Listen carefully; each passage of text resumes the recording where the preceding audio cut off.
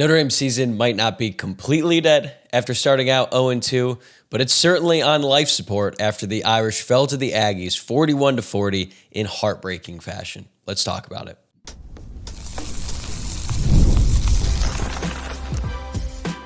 You are Locked On Irish, your daily podcast on the Notre Dame Fighting Irish, part of the Locked On Podcast Network, your team every day. Hey, what's going on? Welcome in. This is Locked On Irish, your daily Notre Dame podcast. I'm your host, Tyler Wojciak. I'm a Notre Dame alum, producer at Fox Sports, and I've been covering the Irish since 2020. And thank you for joining me here on a special Sunday night edition of the show, and for making this your first watch or listen of the day if you're joining us on Monday. This episode is brought to you by FanDuel. Right now, new customers can bet just $5, and if your bet wins, you'll get $300 in bonus bets to use across the app. Download the app today. Also wanted to remind you to please like, subscribe, do all that stuff. And now let's get into it. I just got back from being in South Bend for the weekend, literally just got off the plane over an hour ago. So coming at you live Sunday night. And today I honestly just wanted to provide some raw reaction to what we all witnessed on Saturday night inside Notre Dame Stadium as the Irish fell to Texas A&M 41-40 in the home opener in about as heartbreaking, in just a gut-wrenching way possible, right? Like, that was truly one of the all-time losses. And listen, I've seen a lot of them in person, and this one is up there with the absolute worst losses I've seen in that stadium. I don't think anything's going to touch Ohio State in 2023 just because of all the buildup and everything that surrounded that game. But man, this one stings for a bunch of different reasons, and we're going to talk about all of them in today's show. And then at the end, I want to talk about where Notre Dame goes from here, because even though they did lose and they're 0-2, like, this is a good football team, and there is a path for them to finish 10-2. Will that be enough to make the college football playoff? I don't know. At this point, I really don't even want to talk too much about the college football playoff because that is so far away. Like, they just need a win, man. Because Notre Dame has now lost 3 games in a row dating back to last season, starting with the loss of the national championship. Then they lose to Miami on the road, and then they lose to Texas A&M at home. And now Marcus Freeman is 1-3 in home openers as the head coach of Notre Dame. And there's a lot that this team needs to figure out going forward. But the main thing that everyone's been talking about is that defense. And I have no idea what happened to the Notre Dame defense. And obviously when they lost Al Golden, you knew that there would probably be some level of drop-off, right? And also not just losing your defensive coordinator, Al Golden, who won the Broyles Award, you also lose Xavier Watts, who is one of the greatest safeties in Notre Dame history. You lose Jack Kaiser, a leader at linebacker who's been around, who's been there, who's done that. He's now playing in the NFL. You lose Howard Cross and Riley Mills on the interior of your defensive line, and Notre Dame has not been able to replace those guys at all. Like, they tried to go in with the rotation. I still like the linebacker room, but they are clearly missing Jack Kaiser, and as a whole, this team is missing their leadership. So there's really 2 ways this season can go. They can get pissed off. They can use this loss, and the losses, I should say, as motivation and come out ready to go against Purdue and then try to just put it on teams the rest of the way. I do think there is potentially an opportunity for them to get a good win in the eyes of the committee against USC. Like, their schedule is tough. They're not going to have cakewalks like last year. They kind of had the benefit of an easy schedule to allow them some runway following the loss in Northern Illinois to figure things out. Like, they hammered a Purdue team that was about as good as a JV high school team last year. And then they started out slow against Miami, Ohio. They probably would lose that game based on how they were performing if they were playing like a legitimate Power 4 team, but they weren't. They played Miami, Ohio. And then they got a ranked win over Louisville. And even in that game, there was a bunch of miscues. And then they really started to figure things out in October in that Stanford game. This Notre Dame team does not have that luxury. They have to figure things out quickly, and it starts on the defense. Because overall, I was pretty impressed with what I saw on offense. Obviously not perfect, but when the defense gives up 41 points to Texas A&M, you're just not going to win many games like that. And obviously Chris Ash is going to catch a ton of heat, and he should, because this doesn't make any sense. Like, it's not just that you lose Al Golden, you lose those players. Like, Notre Dame has had really great defenses for the past 8 years. Like, ever since that 2016 debacle, they have had great defensive coordinators and really solid defenses. Not always elite, but always at least really good. And they had Elko in 2017. They had Clark Lee for 3 years. He turned Notre Dame's defense into one of the best in college football. And then you hire Marcus Freeman, who is now your head coach of the entire football program. Al Golden becomes the best assistant coach in college football. he makes Notre Dame's defense elite, and specifically in the secondary. Like, they were the best in the country in pass efficiency defense last year, and they were number 3 the year before. And now they have one of the worst pass defenses in the entire country, and a lot of the same players are back. Like, yes, they lost Xavier Watts, but Adon Schuler was a starter last year. Leonard Moore was a starter last year. He played great in this game. Christian Gray, I have no idea what happened to him, man. I understand he's dealing with an injury, but I think at this point it's a mental thing. Like, he's getting beat. He's committing dumb mistakes. Like, that hold on 3rd and 16 was just inexcusable. So I don't know what's happening with Gray. They're trying to rotate the safeties opposite Schuler, and then Schuler goes out with the targeting. I think Tay Johnson showed some flashes, but Jalen Stroman, who I thought was pretty impressive in that first game, was awful in this game. Missed a tackle that set up the huge Mario Craver touchdown, their first touchdown of the game. Luke Talich was actually pretty good, I would say, but just not enough from that Notre Dame secondary. And it starts with the defensive coordinator, because there were way too many times during this game where wide receivers were running wide open. And if a receiver goes up and they just beat a corner, they go up and make a play, or they just run a good route and they just run by him, like that happened a few times in this game for sure, and we'll talk about that, but there's just way too many instances where guys in that defense feel like they just look around like they have no idea where to be, who they're covering, what their assignment is. And Leonard Moore even kind of alluded to it in the post-game press conference. And I think you got to look at Chris Ashton. He has to figure out answers quickly. But it does not make sense to me how they could go from being one of the best in the country, carrying that Notre Dame team essentially to the national championship last year, to be this bad out of the gate. Like, they are awful. They are Swiss cheese. They are not fun to watch. I had zero confidence in them that they would deliver a stop on the last drive of the game. And then sure enough, they give up a touchdown in the last play of the game. And we've seen these players play better. So it's not like they're all bad players out there. Sure, they need to step up their game. But like, we've seen Drake Bowen be a really good college football player. We have not seen that from him this year. Christian Gray, I already talked about him. We've seen him have really great moments in a Notre Dame uniform, but so far it is just, he's been a liability on the outside. And I feel like Notre Dame doesn't feel comfortable rotating him in, because they bring in Mark Zachary once Leonard Moore went down, and then Mark Zachary got beat on a basic out and up that almost went for a touchdown. He went down at the 1, and then Texas A&M scored in the ensuing plays. But there's good players on this defense, man. Boubacar Traore is good. Kingston Viliamu Asa is good. Like, why aren't they producing? Why aren't they being put in situations to succeed? And if Notre Dame can't get pressure with 4, they need to get creative. Like, Al Golden was extremely creative with his sub packages, his blitzes, all kinds of different things he would do. Notre Dame didn't have a sack on Marcel Reed. Not one. They have 4 tackles for loss all year. That's in 2 games. And you're just not going to beat many teams when you're not creating negative plays. And then they had a couple opportunities to make a play and even put the game away. Like, Carson Hobbs had the game-sealing interception in his hands. And I understand it's a tough play. You probably didn't see it until the last second, but you simply have got to make that catch. It reminded me of DJ Brown in that game against Ohio State. Like, you don't get that many opportunities, especially in a drive like that, to put the game away on defense by making a play on the ball. Notre Dame had their opportunity in this one, and they let it slip away. They had a million opportunities to win this game. And yeah, sure, there's things that didn't go their way, like the missed holding on Donovan Heinisch on the 4th down play. That was the touchdown. I mean, Chase Bisontis literally tackled Donovan Heinisch. I have no idea how the referees missed that, but Notre Dame should never have been in the position to begin with. Texas A&M should not be knocking on the door to score to their 40th and 41st point of the game in regulation. That cannot happen. That cannot happen. And Marcus Freeman and Chris Ash and Al Washington, Max Bulla, Mike Mickens, they have got to figure it out this week. And that's another thing that just doesn't really make sense to me, how this defense has fallen off. It's all the same assistants other than Chris Ash, like same D-line coach, same linebackers coach, and same secondaries coach from last year. And we all know and believe that Mike Mickens is one of the best defensive backs coaches, if not the best defensive backs coach in all of college football. And yet this defense had no answers for Texas A&M all night.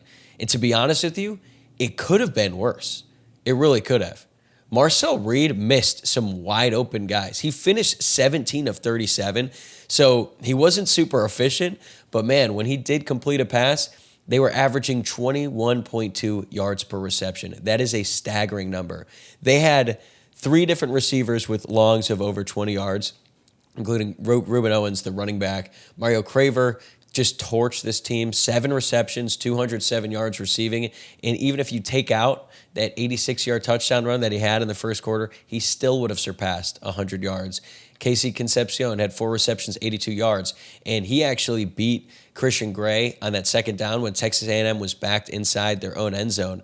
Like, they got stuffed on the first play, and then I saw one-on-one coverage with Gray and Concepcion. I'm telling my buddy Bobby, I'm like, they're going to take a shot here. They're going to take a shot here. And they had him wide open, and he just overthrew him. He had a couple overthrows in this game. So if you think about it, like, yeah, sure, the defense gave up a lot of points, and they honestly could have given up more because Marcel Reed just missed some throws. So to me, this is a coaching issue. Yes, guys have to step up. They have to play better. But ultimately, the reason Notre Dame lost this game is because their defense was so bad. And we know their defense has good players. We've seen them play at a really high level under a different defensive coordinator. So now you got to look at Chris Ash. And Marcus Freeman has to decide, what does he want to do with this defense going forward? Because whatever they're doing right now is not working. All right, I've got a lot more thoughts on this game. That's coming up next. Today's episode is brought to you by 5-Hour Energy. Caffeine just got a flavor upgrade. 5-Hour Energy shots deliver tasty caffeine in 17 bold flavors. Each 2-ounce shot packs the caffeine of a premium 12-ounce cup of coffee, plus B vitamins and nutrients with 0 sugar and 0 crashes. What I love most is how portable they are. Big taste, tiny shot. You can take it anywhere and get that boost when you need it. Honestly, I love how fast it kicks in, and they added sugar-free, so I don't have to worry about crashing later. I mean, there's so many energy drinks out there that are just filled with sugar, so it's like, yeah, I have a little bit more energy, but I also don't feel good in about 3 or 4 hours. That's not the case with 5-Hour Energy, and honestly, when I was in high school and I had baseball conditioning at 5:30 in the morning, and then I had to go to school, and then I had football lifting after. Like, I literally would not have gotten through those days without 5-Hour Energy. So make sure you get to the store, get one. Enough with boring, flavorless caffeine. It's time to give your caffeine a flavor upgrade with 5-Hour Energy shots. Get the favorites you love or be bold and try something new in-store and online at www.5hourenergy.com or Amazon today.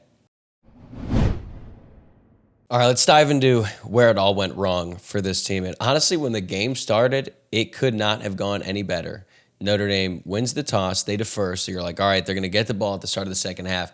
They should be able to win the middle eight in this game. Unlike last week against Miami, when the middle eight completely turned the game, Miami goes up 21-7. They end up winning that game. Notre Dame did not take advantage of the middle eight opportunities in this game, but at least you're like, okay, at the beginning, things are going well. Defense comes out, they force a 3-and-out, and then they block the punt. Tay Johnson scores a touchdown. Very, very cool moment. The stadium is rocking. I mean, Notre Dame hosted like 70 recruits or something crazy on campus, and that touchdown went right into their area, and like everything was perfect in that moment. You're thinking, okay, this team is ready to go. They are going to bounce back after Miami. They're coming out. They're playing pissed off, and they're ready to send a message. And then from there, the defense started to show what was to come. And then Mario Craver has that 86-yard touchdown, and that was just an embarrassing display from the Notre Dame defense all around. Like, I have no idea what Jalen Stroman was doing, because like Craver ran like a little like flat, it was like a wheel kind of almost an out and up. It was a well-designed play, but Stroman comes flying in as if he's running like a screen or he's going to block or something like that, and then just lets him get behind him. Craver makes the play, and you're like, okay, this is a big chunk play. And then Stroman misses the tackle, and Christian Gray doesn't even really try to tackle him. He just like lowers his shoulder. And I think that's a clear sign that he's hurt, which is unfortunate. But if he's hurt, then he can't be out there, because it's not like he's covering guys well either. So they end up scoring that touchdown, but Notre Dame responds quickly. They go right down the field, 7 plays, 75 yards, and Jadarian Price gets in the end zone. Notre Dame goes up 14-7.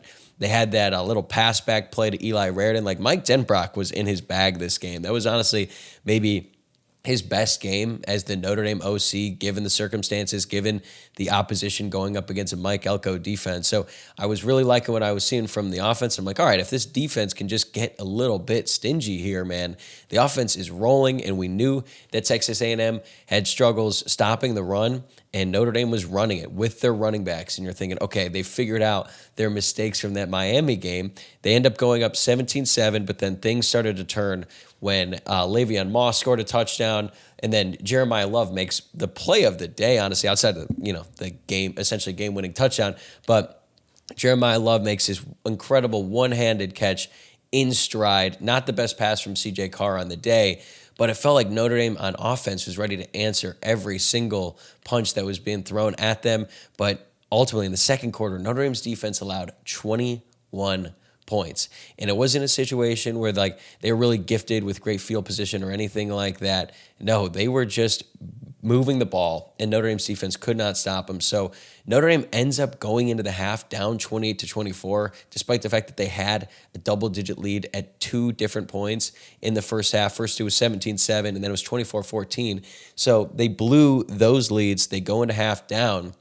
But still, you're thinking, man, if this defense can just figure it out, the offense has got things going. And I honestly thought the defense played pretty well in the third quarter. Like when you consider how eventful that first quarter was, that's the longest first quarter of my life. Like that lasted an eternity. And there was just so many different things that happened. Well, third quarter kind of flew by, but like the defense was starting to show itself. And then just another complete and utter collapse in the fourth quarter. And it's just inexcusable. Texas A&M gets the ball back with just over like 2.5 minutes to go. They got to go 74 yards after the holding on the kickoff. They housed that, and thank God that guy got held. Or actually, maybe it would have been better if they didn't call that holding on that play, because Notre Dame's offense would have had a chance to try and score there late. It did kind of feel like whoever had the ball last was going to win this game. And considering the way that the defense performed, when Texas A&M got the ball and Tyler Buchner missed that hold, which we haven't even talked about yet, like there was just no doubt in my mind that they were going to go down the field. Like the moment that Tyler Buchner just botches that hold, I felt like it was over. And I understand that I can be a little bit pessimistic. I can be a little bit cynical during moments like that, but it just felt like fate at that time. And it wasn't a high snap. It wasn't anything bad. Tyler Buchner has to just get that hold down. And it's a really sad and really just unfortunate twist in his career. Obviously has taken all kinds of twists and turns, and I know that the broadcast was showing him over and over again. Like, I don't know why they have to do that. I think we all understand the gravity of that moment and whose fault it was on that play, but he can't let that happen. That cannot happen. Sure, do people have bad holds every once in a while, but in that moment when you can't really do anything to stop him, you score this go-ahead touchdown with Jeremiah Love, who just played like a man possessed in this game. And then to just open the door to lose on the next drive is just inexcusable. And I feel sorry for Tyler Buchner that it happened, but that can't happen again. And I mean, I wonder if Marcus Freeman is reconsidering whether or not Tyler Buchner is going to be the holder going forward. I think it makes sense because he can move, he can throw. Like the threat of a fake is always there, but if you can't get the hold down in the biggest moment of the game, then you probably shouldn't be out there. So we'll see what Notre Dame decides to do there. But again, it shouldn't come down to a hold in the fourth quarter, because when the offense puts up 40 points, well, I guess the offense put up 33 and then you have that blocked kick, but you have to win that game. Like if you had told me before the game that Notre Dame was going to score 40 points, CJ Carr was going to go throw 293 yards, have a touchdown, and then Jeremiah Love is going to run for 94 and a touchdown, and then you also had that receiving touchdown, and Jadarian Price had a great game, 12 carries, 68 yards, and 2 touchdowns. I was like, I would have thought Notre Dame would have blown them out, and that didn't happen. And again, it all goes back to the defense and just the complete disarray that's going on that side of the ball. It's on a bunch of different people. They did catch some tough breaks. Carson Hobbs had to fill in for Devontae Smith in this game. Smith, the Alabama transfer. Marcus Freeman said after the game that Devontae Smith rolled his ankle, and I believe it's been sort of a nagging injury that was made worse in the pregame. But then Notre Dame put in Carson Hobbs, and Carson Hobbs had to go out there and play 56 snaps in a game that when he woke up probably didn't expect to start. And it was a tough day for Hobbs. And that Texas A&M offense, they just picked on him. They went at him over and over and over again. They targeted Hobbs 14 times. He allowed 6 catches for 107 yards, but 50 yards after the catch, which means guys were getting by him, and he had to chase him down. He allowed a long of 34. And then Mark Zachary came in, as I was alluding to earlier, when Leonard Moore went down with an injury. So, you know, you think about this Notre Dame secondary, you look at the whole team. We had talked all offseason about how this is a very deep group. They have talent, you know, everywhere, and they have backups who could come in. Like, they can rotate 6 guys at defensive end, but we really didn't understand how thin they were at specifically cornerback, because their backups are all freshmen. There's Leonard Moore and there's Christian Gray as the starters. And now Christian Gray is basically a veteran. Like, he's a redshirt sophomore. He's in his third year with the program. Leonard Moore is a true sophomore, played a lot of football last year. Leonard Moore was fantastic, and he was playing on a bum ankle, had that interception early in the game, only allowed 1 catch on 5 targets for 11 yards. So they don't even throw his way. And when they do, he breaks up the pass. He had 2 pass breakups last night. But it's pretty easy to avoid Leonard Moore when you've got Carson Hobbs and Christian Gray just getting beat just routinely, and the safety's not really there to help him out that much either. So Notre Dame is going to have to figure that out in the secondary, because Christian Gray is dealing with something. Now Leonard Moore is going to be dealing with an ankle injury. Adon Schuler is going to miss the first half of that game against Purdue because he got hit with a targeting penalty on that last drive. And it was just everything that could go wrong seemingly went wrong for Notre Dame late in that game. We could argue the targeting call at this point. Like, I don't even think it's worth arguing, because I have no idea what is or isn't targeting in college football.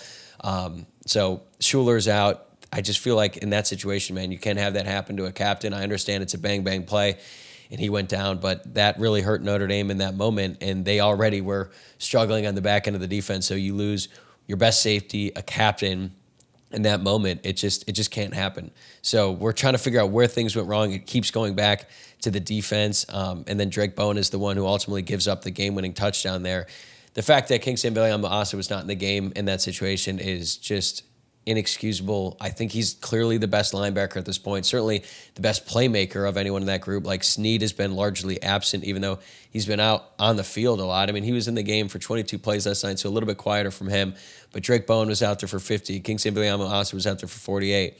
Osbury 36. But in the game's biggest moment, arguably Notre Dame's best, or second best defensive player, I should say, because Leonard Moore is the clear one there, was not out there on the field. So it's a mix of coaching. It's a mix of personnel. It's a mix of players not playing up to they're not playing their best. It's on the defensive line for not getting any pressure. And that's why Notre Dame is probably struggling in the secondary as well. That's another big reason why, is because, yeah, they're pretty good on the edges, but where has Bryce Young been? I think he was only in for 31 plays. I had super high expectations for him going into the season. So far, he has not done much. Didn't hear Boubacar Traore's name one time last night. So, again, it's on there's a bunch of different reasons why this Notre Dame team lost this game, but I keep going back to the defense and the fact that none of their playmakers stepped up and made plays, and I don't think the coaching staff really put them in positions to succeed. So here we are, 0-2 to start the season. Notre Dame has a bunch of issues on the defensive side of the ball. They have just a bunch of things to clean up, but I do believe that there was some good that came out of this game. And if nothing else, Notre Dame at least has the talent to finish 10-2. But where do they go from here? That's coming up next. This episode is brought to you by Prize Picks. You and I make decisions every day, but on Prize Picks, being right means cashing in. With football back, Prize Picks is the simplest and fastest way to get in on the action. Just pick more or less on 2 to 6 player projections, and you can turn your takes into real prizes, all in less than 60 seconds. I've been playing Prize Picks lately, and it's such a fun way to stay locked in for the season. It's quick, easy, and honestly my favorite way to follow along with football. I love checking projections like Josh Allen for more or less than 270 passing yards, or Saquon Barkley for more or less than 1 rushing touchdown. And the best part, even if one of your picks misses, Prize Picks invented the flex play so you can still double your money. Download the Prize Picks app today and use code LOCKEDONCollege to get $50 in lineups after you play your first $5 lineup. That's code LOCKEDONCollege for $50 in lineups after your first $5 play. Prize Picks, it's good to be right. Today's episode is brought to you by FanDuel. The NFL season is here, and FanDuel is making sure you are ready for kickoff with a can't-miss offer. Right now, new customers can bet just $5, and if your bet wins, you'll get $300 in bonus bets to use across the app. I love using FanDuel because it fits however you like to bet. Player props, building a same-game parlay, or even jumping in live as the action unfolds. It makes every game more exciting, whether you're watching your team or just keeping an eye on your fantasy lineup. It's quick, easy, and the best way to add a little bit more energy to your Sundays. All right, here's my pick for the night. We got Monday Night Football. I'm looking at Chargers-Raiders. The Chargers are only favored by 3.5 after they beat the Kansas City Chiefs pretty decisively in their opening game this season. And that might seem like a little bit of a stinky line, like shouldn't the Chargers be favored by a little bit more? But I'm going to take them to get the win on the road in Vegas over the Raiders. So if you're ready to play, download the FanDuel app now by visiting FanDuel.com to get started. That's FanDuel.com to place your first $5 bet. Going into the game against Texas A&M, one of the main talking points was, is this a must-win game for Notre Dame? Basically asking, could they even make the college football playoff if they were to finish 10-2? Because their two toughest games were out of the gate, Miami and Texas A&M. And as of now, it doesn't look like there's any more big game on the schedule. So if Notre Dame were to finish 10-2, they might not have a big win. So who knows? But again, that is projecting a long way down the road. So that's not really what we're going to focus on today, because even though it's possible for them to run the table, it's probably even more likely that they end up dropping a game, because as long as their defense plays like this, they're going to be in games that they probably shouldn't be in because they're just giving up so many points. And there's some good offenses left on the schedule. Like, I don't know about USC as a whole, but they're going to have a good offense. They have two really good wide receivers, and they have Lincoln Riley calling the plays. And if Colin Klein can do that to a Notre Dame defense, imagine what Lincoln Riley could do if they don't get their act together.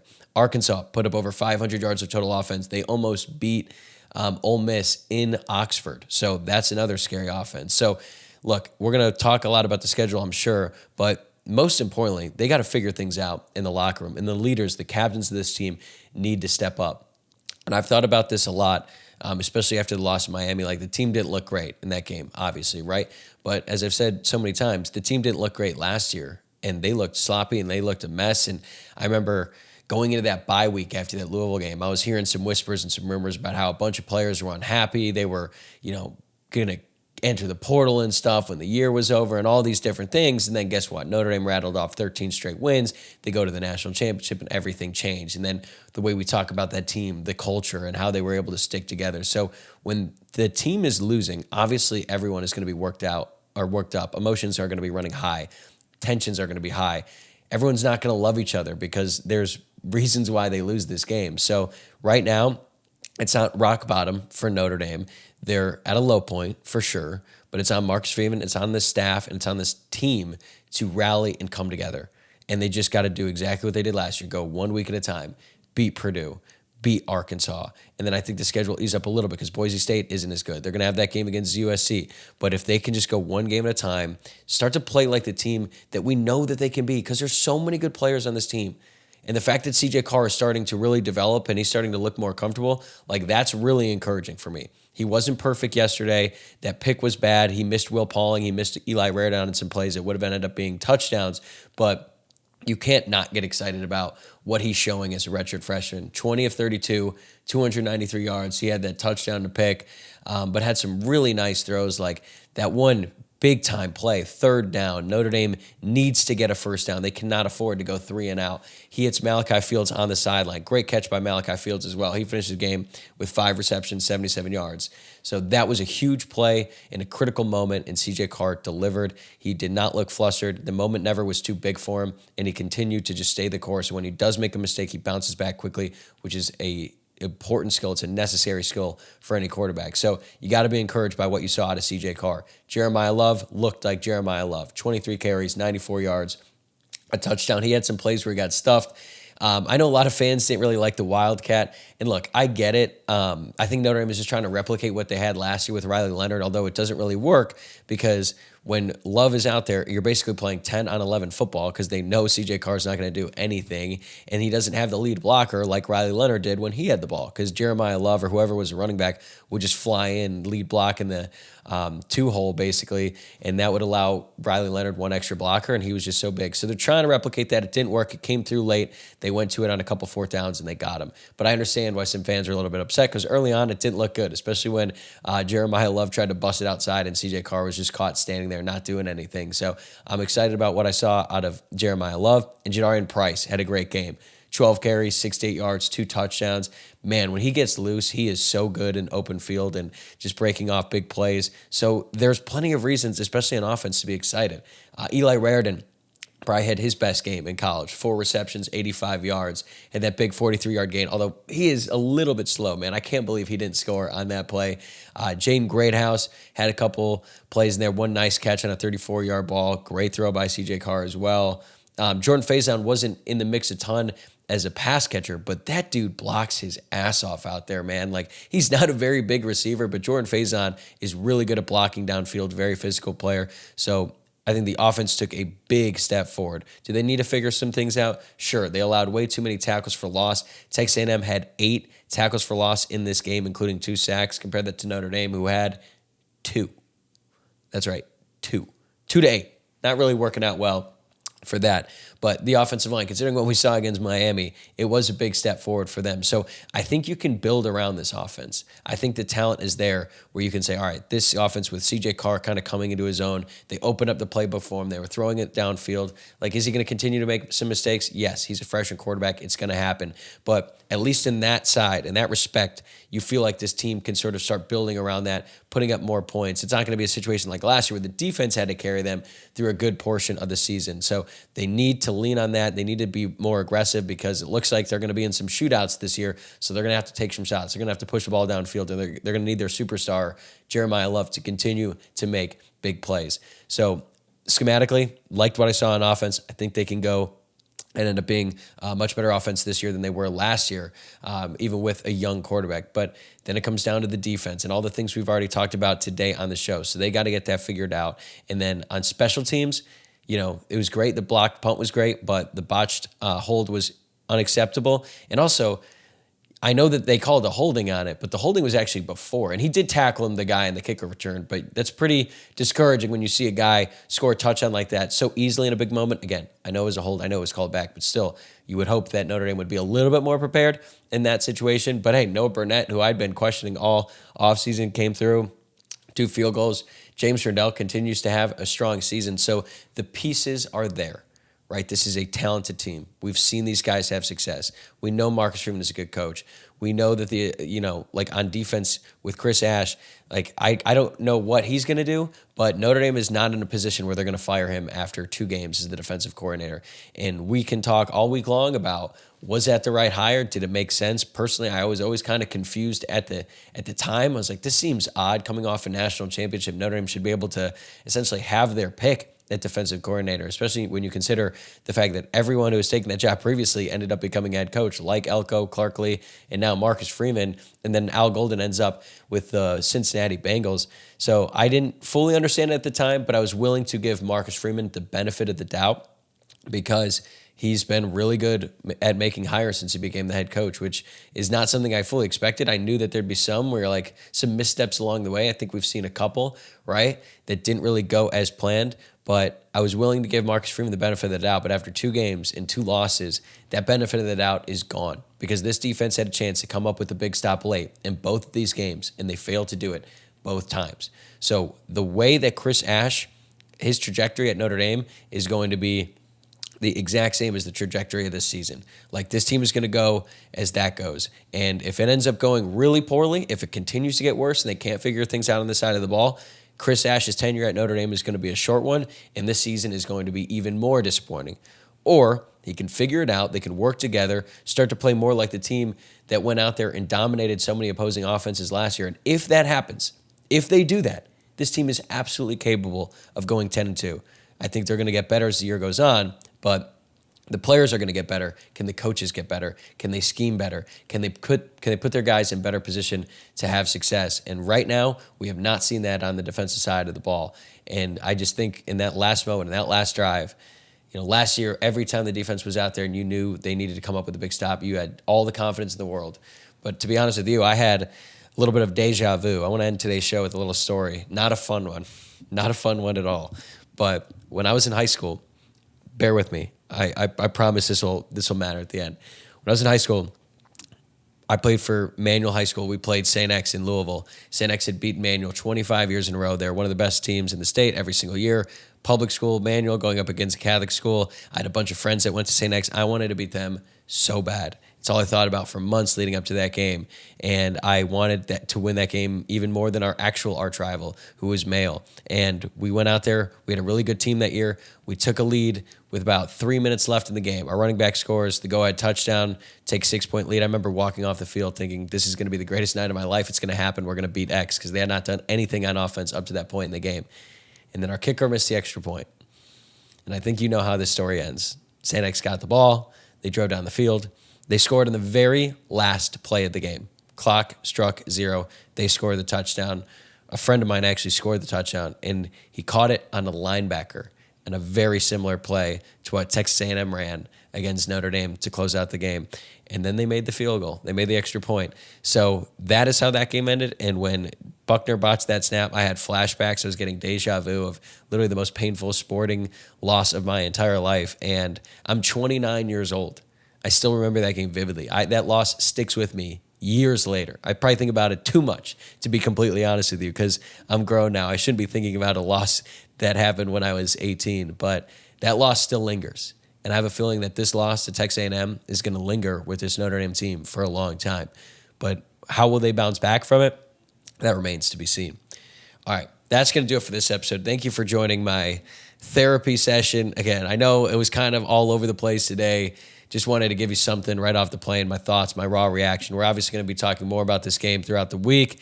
Daily show, man. Even when the team is losing games, we're going to be back here every day, every morning. Tomorrow, going to have some final thoughts in this game. We'll see if Luke Smith is up for the task this week. And then we'll have the Purdue preview and just more conversation about where this team goes from here. So I appreciate you watching. I appreciate you listening. I know these are not fun episodes after a loss, especially one as painful as that one, but I really do appreciate it. Please subscribe, YouTube, wherever you're listening to the podcast if you want to hear more. And then I'm going to be back here on Tuesday morning with more on this loss. I'll see you then.